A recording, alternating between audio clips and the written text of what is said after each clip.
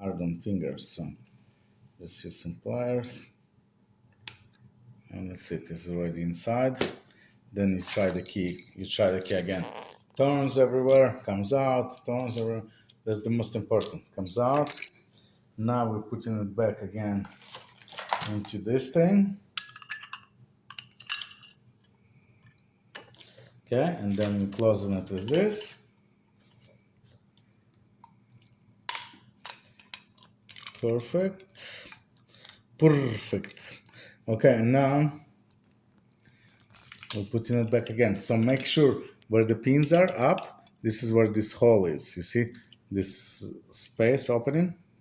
It's where exactly the pins. So we're gonna go here and then turn it around, play with it until it answers to this hole.